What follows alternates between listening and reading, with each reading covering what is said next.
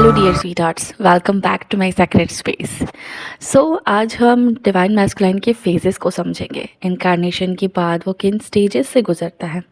ये लिटरल हर इंसान पे अप्लाई हो ज़रूरी नहीं है। आप कुछ चीज़ों से रेजोनेट कर सकते हो, कुछ से नहीं, and that's fine. Take what resonates with you and leave the rest.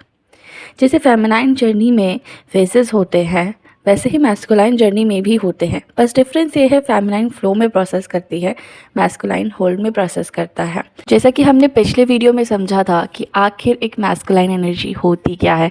अगर आपने नहीं देखा है तो वो इस टीएम जर्नी सीरीज़ का पार्ट 1 है, आप जाकर के देख सकते हैं, क्योंकि उसके बाद ही आप आसानी से टीएम के इन सारे फेजेस को समझ पाएंगे। जब तक आपने डिवाइन मैस्कुलाइन को समझा ही नहीं, आपके लिए इन फेजेस को समझना मुश्किल हो सकता है। मैस्कुलाइन फेमिनाइन एनर्जी कोई डर का नाम नहीं है, जैसे मैंने पहले भी बताया है, ये पोलैरिटीज़ हैं। ओके, मैं ऊर्जा के फॉर्म में बात करने वाली हूँ।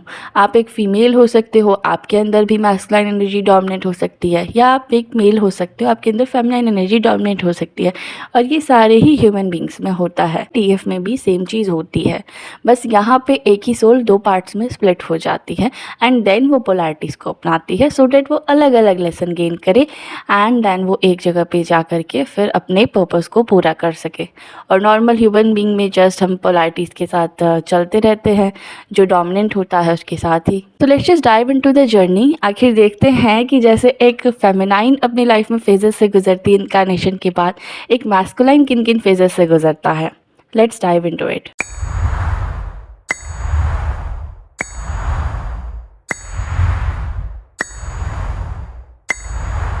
तो जो हमारा फर्स्ट फेज़ आता है वो होता है सोल सेपरेशन। जैसा कि मैंने डिवाइन फेमिनाइन जर्नी में एक्सप्लेन किया था कि एक सोल सोर्स एनर्जी से निकलती है, वो एक प्योर कॉन्शियसनेस के फॉर्म में होती है, और उसके बाद अगर एक नॉर्मल ह्यूमन जर्नी है तो वो जस्ट मैस्कुलाइन फेमिनाइन पोलैरिटी को अपनाएगी एंड देन इनकारनेशन होता है।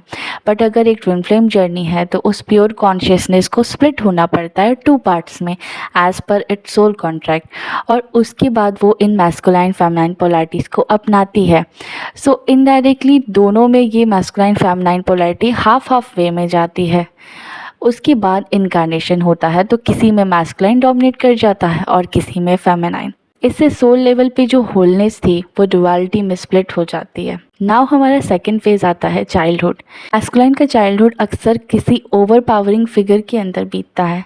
कंट्रोलिंग पेरेंट्स होते हैं, ओवर पावरिंग गार्जियन होते हैं, डोमिनेटिंग स्ट्रॉन्ग फेमिनाइन प्रेजेंस होती है, जिसकी वजह से कहीं ना कहीं फेमिनाइन के लिए एक थोड़ी सी अंदर रेज बिल्ड हो जाती है, जहाँ पे इमोशनल मैनिपुलेशन बहुत ज़्यादा होता है, साइलेंटली इनवैलिडेशन हर रोज़। मैस्कुलाइन को पहली बात तो कंट्रोल होना बिल्कुल नहीं पसंद है, क्योंकि वो खुद को कंट्रोल करना जानता है, पर जब उसे कंट्रोल किया जाता है उसकी बाउंड्रीज साइलेंटली क्रॉस होती जाती हैं। ये बाहर शो नहीं होता, बाहर से तो लगेगी कि perfect picture, perfect childhood, perfect family, लेकिन अंदर ही अंदर साइलेंट रेज बिल्ड होता है। जो डिसीजन मेकिंग पावर उसके अंदर थी वो धीरे धीरे वीक होती जाती है, उसका सेल्फ ट्रस्ट लूज होता है। इनर बैलेंस जो उसके अंदर था, पहले जो उसके चक्रास बैलेंस थे, वो सब इम्बैलेंस होते हैं, क्रैक होने लगते हैं। Phase 3 teenage moulded identity. Teenage में वो एडप्ट करना सीख लेता है, रिएक्ट नहीं करता, मोल्ड होता है। वो परफेक्ट पिक्चर में मोल्ड होने लगता है। जो चाइल्डहुड से उसके ओवर पावरिंग गार्जियन हो या जिन भी चीज़ों में वो घुला मिला हो, वहाँ से एक चाइल्डहुड ट्रॉमा रहता है, वो अनरिजॉल्व ट्रॉमा होता है, क्योंकि चीज़ें इम्बैलेंस होती जाती हैं तो वो ट्रॉमा उसके अंदर बनता चला जाता है। कभी उसे इमोशनल वैलिडेशन या वो प्राइवेसी नहीं मिलती। मैस्कुलाइन को साइलेंट रहना ज़्यादा पसंद होता है, बिकॉज़ वो साइलेंट होके ही अपने काफ़ी आंसर्स खोजता है, बट ये सब चीज़ें उसे चाइल्डहुड में नहीं मिलती, जो कहीं ना कहीं एक ट्रॉमा का फॉर्म ले लेता है, जिसकी वजह से वो अपनी फीलिंग्स को ही सप्रेस करने लगता है इस मोल्डिंग आइडेंटिटी में। जो उसका परफेक्ट पिक्चर था वो उसमें कहीं ना कहीं धीरे धीरे मोल्ड होता जाता है, क्योंकि कहीं ना कहीं अगर आपको भी बार बार ये बताया जाए कि आप ही गलत हो, तो एट अ मोमेंट आप भी ये समझने लगोगे कि हाँ, मैं ही गलत हूँ, शायद मेरे डिसीजंस कभी सक्सेसफुल होते ही नहीं हैं।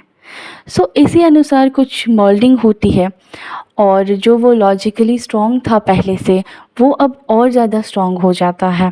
इमोशन से कंप्लीटली डिस्कनेक्शन हो जाता है और जैसे कि जो चाइल्डहुड ट्रॉमा था उसकी वजह से नीचे के जो चक्रास इम्बैलेंस हुए थे, अब उसके जो ऊपर के चक्रास होते हैं वो कहीं न कहीं एक्टिव हो जाते हैं और माइंड डोमिनेट करने लगता है। इंट्यूशन बार बार इग्नोर होती है, गैसलाइटिंग डिटेक्ट नहीं होती, मैनिपुलेशन डिटेक्ट नहीं होता, सब कुछ नॉर्मल लगने लगता है और जो प्रेजेंट रियलिटी होती है वही ट्रुथ लगने लगती है। वो इल्यूजन में ट्रैप नहीं होता, वो वहाँ पे स्टेबिलिटी के इल्यूजन को मेंटेन करने लगता है। Phase 4, illusion of stability. Life financially stable हो सकती है, सिक्योरिटी हो सकती है, परफेक्ट फैमिली इमेज भी हो सकती है। बाहर से आपको देखने में लगेगा व्हाट अ परफेक्ट लाइफ। जहाँ तक मैस्कुलाइन को देख के ज़्यादातर लोग यही सोचते हैं कि उनकी बचपन की लाइफ हो या टीनेज लाइफ हो, व्हाट अ परफेक्ट लाइफ, सब कुछ तो है मगर अंदर से ब्रोकन पजल पीसेस। लव की कमी, उस इमोशनल वैलिडेशन की कमी, इनर सॉफ्टनेस पूरी तरह सप्रेस हुआ। जिस तरह फेमिनाइन इल्यूजन डिस्ट्रैक्शन के फेज़ में फंसती है, जैसा हमने डीएफ जर्नी में डिस्कस किया था, मैस्कुलाइन फंसता नहीं है। वो उस मोल्डिंग को परफेक्ट पिक्चर जो बनाई रहती है उसको वो स्टेबलाइज करने लगता है, उसकी कोशिश करता है उसे स्टेबलाइज करने की। लाइन का जो कोर ड्राइव होता है ना, स्टेबलाइज, मेंटेन, प्रोटेक्ट, जिस तरह मोल्डिंग की गई रहती है वो अपनी सोल कॉल को इग्नोर करता है, इंट्यूशन को इग्नोर करता है, क्योंकि बचपन से जो ट्रॉमा था उसकी वजह से हार्ट चक्र एकदम इम्बैलेंस रहता है। वो वही फॉलो करता है जो उसकी मोल्डिंग ने उसे सिखाया। ज़रूरी नहीं कि पैसा हो और लाइफ में सब सुख सुविधाएं हो जाए तो आप एकदम खुश रहोगे। मैस्कुलाइन की लाइफ भी ऐसी ही होती है, वो अपनी लाइफ में सब कुछ अचीव कर ले बट फिर भी वो अनहील्ड ट्रॉमा की वजह से वो अंदर ही अंदर घुटता है। मैस्कुलाइन भी फील करता है बट उस फीलिंग को वो इग्नोर भी करता है। वो बचपन से रिलेशनशिप में फंसता तो है, आफ्टर टीनेज वो रिलेशनशिप में जाता तो है, लेकिन उन रिलेशनशिप में उससे वो सेटिस्फैक्शन नहीं मिलती जो वो हमेशा से खोज रहा था। एक मैस्कुलाइन को भी फेमिनाइन की तरह बचपन से वो लॉन्जिंग फील तो होती है, उसे वो अधूरापन फील तो होता है कि कुछ खलिश है अंदर से, लेकिन उसे ये समझ नहीं आता कि ये खलिश है क्या, ये अधूरापन है क्या। वो बस परफेक्ट चीज़ों को स्टेबलाइज करने में ही अपना वक्त बिताता है और कहीं ना कहीं डिस्ट्रैक्शन ढूंढता है जिससे वो उन फीलिंग्स को डिस्ट्रैक्ट कर सके उससे खुद को। बेसिकली एक मैस्कुलाइन फिगर को क्या चाहिए कि उसे कोई सीन करे, उसे भी कोई होल्ड करे जिस तरह वो सबको करता आया है। मगर मिलता क्या है, हर रिलेशनशिप में फिर वही दर्द, फिर वही ट्रिगर और फिर वही दुख जो बचपन से कभी सीन ही नहीं हुआ, जो ट्रॉमा अनरिजॉल्व था, जो कभी फैमिली से सीन नहीं हुआ। हर रिलेशनशिप में भी सेम पेन आता है। इस 4 तक हमने जितनी भी बात की है ये नॉर्मल सोल लेवल जर्नी और ट्विन फ्लेम जर्नी दोनों को इंक्लूड करके मैंने बोला है कि नेशन के बाद मैस्कुलाइन डोमिनेट करता है तो क्या क्या फेजेस से गुजरना पड़ता है। फेज़ 4 तक हमने नॉर्मल सोल जर्नी और ट्विन फ्लेम जर्नी दोनों को इंक्लूड किया है, बट इसके बाद से मैं सिर्फ ट्विन फ्लेम जर्नी को लेकर के बात कर रही हूँ क्योंकि इसके बाद से जो फेजेस होते हैं वो ट्विन फ्लेम जर्नी में ज़्यादा देखे जाते हैं। तो हो सकता है कि नॉर्मल सोल लेवल जर्नी में भी ऐसा होता हो, बट ज़्यादातर ये ट्विन फ्लेम जर्नी में देखा जाता है। तो अगर आप चाहें तो यहाँ से कंटिन्यू कर सकते हैं, अदरवाइज़ यहाँ तक नॉर्मल सोल लेवल जर्नी की मैंने बात की है। मगर हाँ, जब हम डिवाइन मैस्कुलाइन सीरीज़ के पार्ट 3 को देखेंगे तो वो डेफिनेटली वो नॉर्मल सोल लेवल जर्नी और ट्विन फ्लेम जर्नी दोनों के लिए होगा, so you can check that out. Phase 5, एक कनेक्शन एक्टिवेट होता है। इसे लोग ज़्यादातर लव कहते हैं but I call it mirror. ये उसे पूरी तरीके से शेक करता है। जैसे आप एक एग्ज़ाम्पल लो तो कोई किला बनाया हमने और उस किले में हमने एक एक ईंटें लगाई, सीमेंट लगाया, उसे धीरे धीरे हमने बिल्ड किया, लेकिन ये कनेक्शन उस किले पे एक अर्थक्वेक बन के टूटता है। वो उसे शेक करता है उस किले को जिसके अंदर मैस्कुलाइन ने खुद को प्रोटेक्ट करके रखा था। वो उसकी लॉजिक को, उसकी रीजनिंग को, उसकी प्रैक्टिकल आइडेंटिटी को पूरी तरीके से शेक करता है। कभी भी फेमिनाइन उसे फोर्स नहीं करती, वो उसे मिरर दिखाती है, लेकिन यहाँ उसे कमिटमेंट का फियर आता है बिकॉज़ ये रिलेशनशिप कहीं ना कहीं उसके परफेक्ट पिक्चर को शेक करता है। वो उससे कहता है कि तुम अपने अंदर भी देखो, और यहाँ से कॉन्फ्लिक्ट स्टार्ट होता है। अब आता है हमारा फेज 6। इस रिश्ते में कहीं ना कहीं वो ये तो जानता है कि ये कुछ खास है, वो उसके साथ इंडल्ज भी होने लगता है, बट वही प्रॉब्लम, परफेक्ट पिक्चर और इल्यूजन वाली, जिसकी वजह से यहाँ पे एक मैस्कुलाइन को सोशल मीडिया पे लोग रनर का टैग दे देते हैं। सोशल मीडिया बोलता है कि मैस्कुलाइन फेमिनाइन से रन करता है। ट्रुथ अगर मैं कहूँ तो वो अपनी इनर फेमिनाइन से भागता है। ऐसा नहीं होता कि एक मैस्कुलाइन के सामने कोई पावरफुल गॉडेस शक्ति आ जाए जिससे वो डर के भाग रहा हो। ऐसा बिल्कुल नहीं होता। ट्विन फ्लेम जर्नी में एक मैस्कुलाइन अपनी फेमिनाइन काउंटर पार्ट को देख रहा होता है, तो उसके अंदर वो अपना ही वो आधा हिस्सा देख रहा होता है। अगर आपने ट्विन फ्लेम के टाइप्स ऑफ रिलेशनशिप का जो मेरा वीडियो था वो देखा है, तो उसमें मैंने लास्ट के फेज़ में 6 फेज़ में ये बताया था मैंने कि जो स्प्लिट होता है तो उस टाइम जो मैस्कुलाइन फेमिनाइन पोलैरिटी होती है वो दोनों में हाफ हाफ आती है। मतलब अगर मैस्कुलाइन है तो उसमें भी मैस्कुलाइन फेमिनाइन होगा, और फेमिनाइन है तो उसमें भी मैस्कुलाइन फेमिनाइन हाफ हाफ जाएगा उस प्योर कॉन्शियसनेस का। तो जब वो अपनी फेमिनाइन काउंटर पार्ट को देखता है तो उसे उसका वही आधा हिस्सा देखता है, जैसे कि वो नेक्ड फील करता है। वो सॉफ्टनेस से भागता है, वो रिसेप्टिविटी से भागता है, वो अपने अंदर की उस फेमिनाइन एनर्जी से भागता है। ओवरऑल ये पूरा वर्ल्ड ही कहीं ना कहीं फेमिनाइन को डिग्रेड करता है, उसे एज अ वीकनेस मानता है। और मैस्कुलाइन हमेशा सबकी सुनता है लेकिन अपनी बहुत कम सुनता है, because of that childhood trauma. वो अपनी अंदर की फेमिनाइन एनर्जी के भावों को वीकनेस समझता है। सोसाइटी ने सिखाया उसे कि don't cry, be perfect, be logical, be strong. So जब मिरर उसे सॉफ्टनेस दिखाता है वो अनकंफर्टेबल हो जाता है। वो प्रोटेक्ट करता है अपने ईगो को, अपने परफेक्ट पिक्चर को, अपनी लॉजिकल वर्ल्ड को। मैस्कुलाइन को यहाँ पे ये लगता है कि उसे जो सिखाया गया, जो पूरी सोसाइटी, जो पूरी समाज कह रही है कि पूरी दुनिया तो लॉजिक प्रैक्टिकलिटी से चलती है, सो यहाँ पे स्पिरिचुअलिटी चेंज ही क्या कर लेगी। अब आता है हमारा phase 7, disconnection and over stabilising. Separation होता है यहाँ पे। मैस्कुलाइन पेन से नहीं भागता, वो पेन फील करने से भागता है, क्योंकि अगर वो पेन फील करेगा तो अपने इनर फेमिनाइन को एक्सेप्ट करना पड़ेगा, और इसलिए ही वो और ज़्यादा लॉजिक में चला जाता है, और ज़्यादा काम में खुद को बिजी करता है, और ज़्यादा स्ट्रक्चर में। वो हार्ट का जो ब्लॉकेज रहता है, जो मदर वोन रहता है, उसे वो इग्नोर करता है। इंट्यूशन आती है उसे, ये कहीं ना कहीं लगता ज़रूर है कि हाँ यहाँ इस रिलेशनशिप में कुछ तो खास है, या फिर उसे इस बात का एहसास भी रहता है कि मेरा कोई तो मकसद है, लेकिन वो उस चीज़ को पूरी तरीके से इग्नोर करता है, बिकॉज़ इन सब चीज़ों से माइंड थ्रेटन फील करता है। और माइंड का काम क्या है, वो प्रोटेक्ट करेगा वहाँ पे। परफेक्ट पिक्चर में अगर आप रो रहे हो तो आपके परफेक्ट पिक्चर में वो रोना फिट ही नहीं होता है, और इसके लिए आप वीक ठहराए जाओगे। आपको सॉल्व करना होगा प्रॉब्लम स्ट्रैटेजी से, किसी भी चीज़ से, क्योंकि ये आपकी ज़िम्मेदारी है। आप परफेक्ट बनो। ये कुछ एग्जाम्पल है उस परफेक्ट पिक्चर के। और ये मैं फ़ीमेल एनर्जी के लिए भी कह रही हूँ, बिकॉज़ एक फ़ीमेल में भी जब मैस्कुलाइन डोमिनेट करती है तो ऐसा नहीं होता कि उसके लिए रोना बहुत आसान हो जाता है या हीलिंग बहुत आसान हो जाती है। उसके लिए भी सेम चीज़ें टफ़ होती हैं, बिकॉज़ एक फ़ीमेल में जब मैस्कुलाइन डोमिनेट करती है तो उसका भी बचपन, उसकी भी चीज़ें कि सब कुछ ऐसे ही बीतती हैं, और जब ये सब कुछ ऐसे बीतता है तो उसे भी कहीं ना कहीं एट अ टाइम जब ये फेज़ आता है तो उसके लिए बहुत मुश्किल होता है रोना या फिर खुद को हील कर पाना, बिकॉज़ ये उसे सिखाया गया रहता है कि ये सब कुछ वीकनेस है एक तरीके से उसके परफेक्ट पिक्चर में। और ये तो सभी को पता है कि हीलिंग कभी भी अपनी वीकनेस को फेस किए बिना या शैडो को देखे बिना हो ही नहीं सकती। तो यहाँ पे सिंपल सा रास्ता दिखता है, अवॉइड। सब कुछ तो अच्छा चल रहा है ना अपनी लाइफ में, and that's how a perfect life is. Phase 8, projection and unhealed control. अगर एक मैस्कुलाइन और फेमिनाइन जो टीएफ जर्नी में हो, सेपरेशन के बाद भी अगर वो बिना हीलिंग के एक हो भी जाते हैं, तो मैस्कुलाइन वहाँ पे कंट्रोल करने लगता है। एग्रेशन जो उसके अंदर सप्रेस था वो बाहर आता है, और वो अनबीरेबल होता है एक फेमिनाइन के लिए। वो हर्ट नहीं करना चाहता, बट वो खुद को हेल्प भी नहीं कर पाता। ओवर पावरिंग वहाँ पे होती है।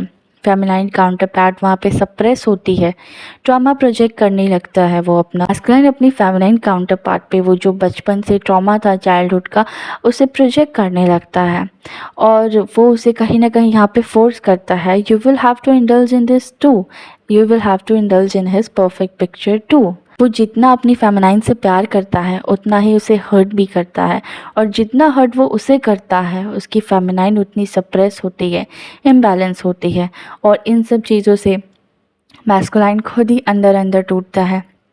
ये डैमेज बन जाता है दोनों के लिए। डेट्स वाई आई से कि कर्मा आपके ट्विन के साथ भी होता है। ज़रूरी नहीं कि सिर्फ कार्मिक्स के साथ ही हो, ये भी हो सकता है कि पास्ट लाइफ में इससे पहले का फेज़ रहा हो और वो अनहील्ड वाउंड, वो ट्रॉमा कैरी फॉरवर्ड हुआ जो इस लाइफ टाइम में दोनों लोग को हील करना पड़े, या मैस्कुलाइन को खुद ही हील करना पड़े, ये सब चीज़ें सरफेस पे आए। सो यहाँ पे एक डिसीजन होता है, या तो ये यूनिवर्सल डिसीजन हो सकता है या एक फेमिनाइन का खुद का डिसीजन, चूज्ड सेपरेशन। यहाँ पे एक चूज सेपरेशन होता है, जो चुना जाता है सेपरेट होना, सो डैट दोनों लोगों को अपना अपना टाइम मिल सके। यहाँ पे फेमिनाइन अपनी हीलिंग करती है और वो अपने आप को यहाँ पे चूज़ करती है, अपनी जर्नी देखती है, खुद को बैलेंस करती है, जैसा हमने डीएफ सीरीज़ में समझा था। अगर आप डिवाइन फेमिनाइन को समझना चाहते हैं तो आप वो सीरीज़ देख सकते हैं। और यहाँ से मैस्कुलाइन फाइनल फेज में एंटर करता है, ब्रेक डाउन।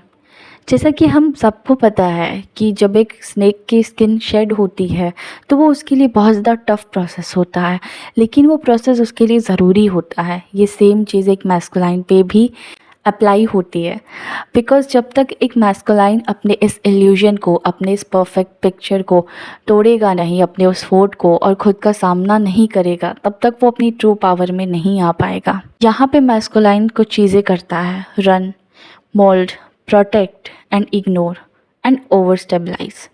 एक पॉइंट पे लेकिन ब्रेकडाउन होता है, जिसे आपके माता पिता अगर आपको बार बार रोक रहे हैं कुछ चीज़ करने से, और तब भी आप बार बार वो सेम चीज़ करो, तो क्या करेंगे? आपको एक थप्पड़ ही लगाएंगे ना। सेम चीज़ यहाँ पे होती है कि जब मैस्कुलाइन बार बार रन करता है, प्रोटेक्ट करता है, स्टेबलाइज करता है, उन्हीं चीज़ों में ट्रैप होता है बार बार, तब एक स्लैप पड़ता है, बिकॉज फेमिनाइन खुद को ऑलरेडी चूज़ कर चुकी होती है, वो खुद को हील कर रही होती है। अब मैस्कुलाइन को जो एनर्जी मिल रही थी अब उसको वो नहीं मिलती। वो जिस चीज़ को टेकन फॉर ग्रांटेड ले रहा था, नाउ वो चीज़ टेकन फॉर ग्रांटेड नहीं होती। अब उसे खुद को खुद से सेव करना पड़ता है। नाउ उसे ये समझ आता है कि अगर मुझे उस एनर्जी के साथ रहना है, उस पार्टनर के साथ रहना है, ये बात तो वो पहले ही समझ चुका होता है रिलेशनशिप में, जब उसके सामने एक्टिवेशन होता है टीएफ का, कि अगर मुझे उसके साथ रहना है तो मुझे वो मैन बनना पड़ेगा। बट अंदर से तो वो एक बॉय है ना, जब तक वो उसे हील नहीं करेगा वो मैन नहीं बन पाएगा। उसे कमिटमेंट करनी पड़ेगी, जिस चीज़ से वो काफ़ी डरता है, बिकॉज़ ये उसके परफेक्ट पिक्चर में, इन सब चीज़ों में, वो सब चीज़ें जो मोल्ड हुई रहती हैं, जिसके अकॉर्डिंग वो मोल्ड हुआ रहता है, उसमें ये सब चीज़ें आती ही नहीं हैं। इसलिए वो कहीं ना कहीं यहाँ पे रन करना चूज़ करता है। बट जब ब्रेकडाउन आता है तो जितना वो रोना नहीं चाहता था, यहाँ पे एक थप्पड़ उसे रियलिटी पे भी पड़ता है, जहाँ पे उसकी स्थिति उसे ऐसी जगह ला करके खड़ा करती है जहाँ वो मजबूर हो जाता है, और यहाँ से हीलिंग स्टार्ट होती है। बिकॉज़ वो लॉन्जिंग जो थी, वो सब चीज़ें तो अंदर अंदर थी ना, बट वो उसे इग्नोर कर रहा था। यहाँ से हार्ट स्क्रीम करता है, सोल स्क्रीम करती है। और इतना तो हम सबको पता है कि अगर एक बार परफेक्ट पिक्चर टूट जाए तो फिर उसे पूरी तरह बिखेरने से कोई नहीं रोक सकता। और यही वो मोमेंट होता है जहाँ एक मैस्कुलाइन को रियलाइज़ होता है कि वो दुनिया से नहीं भाग रहा था, वो खुद से भाग रहा था। सच कहूँ तो मैस्कुलाइन बॉर्न ब्रोकन नहीं होता है, वो मोल्डेड होता है, और जब तक वो अपनी इनर फेमिनाइन को एक्सेप्ट नहीं करता वो कभी कंप्लीट नहीं हो सकता। नाउ मैं ये क्लैरिफाई करना चाहूँगी कि जो फेजेस मैंने शेयर किए हैं ये once in a lifetime भी हो सकते हैं और अलग अलग लाइफ टाइम्स में भी हो सकते हैं। बट मेरा आखिरी सवाल ये है कि आपने सोशल मीडिया पे हर जगह देखा होगा डीएम साइंस, ट्रेड्स, बट क्या आपको पता है कि जिस एनर्जी की बात हमने की है वो अभी भी मैस्कुलाइन एनर्जी की ही बात थी। एक मैस्कुलाइन एनर्जी का डिवाइड मैस्कुलाइन बनना एक जर्नी होती है, जैसे फेमिनाइन का डिवाइन फेमिनाइन बनना, क्योंकि डीएम जर्नी का पार्ट 3 है। ये नेक्स्ट पार्ट में हम इसी टॉपिक को डिस्कस करेंगे। अभी हमने डिस्कस किया है इस वीडियो में एक सोल इनकारनेशन के बाद पोलैरिटीज़ को जब अपनाती है और जब वो इनकारनेट होती है तो जिसमें मैस्कुलाइन डोमिनेट हो जाता है, वो एनर्जी किस तरीके से अपना जीवन जीती है, वो किन फेजेस को क्रॉस करती है इनकारनेशन के बाद। नेक्स्ट पार्ट में हम बात करेंगे कि masculine energy multiple life times incarnate होते होते कैसे खुद से अलग होती है, कैसे मोल्ड होती है, फिर कैसे वो एक डिवाइन मैस्कुलाइन अपनी ट्रू पावर तक पहुंचती है। ये हम अपकमिंग वीडियो में जानेंगे, डिस्कस करेंगे। सो अगर आप मेरी बातों से थोड़ा भी रेजोनेट हुए हैं या आपको सीन फील हुआ, to give it a like and comment your experience. हाँ, मुझे पता है कि कुछ मैस्कुलाइन भी मेरा वीडियो देख रहे होंगे और वो कमेंट नहीं करेंगे, एंड आई कैन अंडरस्टैंड कि शो करना मैस्कुलाइन को कभी पसंद नहीं होता। So like the video in that case, और सब्सक्राइब करके नोटिफिकेशन बेल ज़रूर ऑन करिएगा, बिकॉज लास्ट वाला पार्ट जो है वो बहुत एक्साइटिंग होगा। शायद ही आपको कहीं और सुनने को मिले कि एक मैस्कुलाइन डिवाइन मैस्कुलाइन कैसे बनता है। Thank you so much for being here.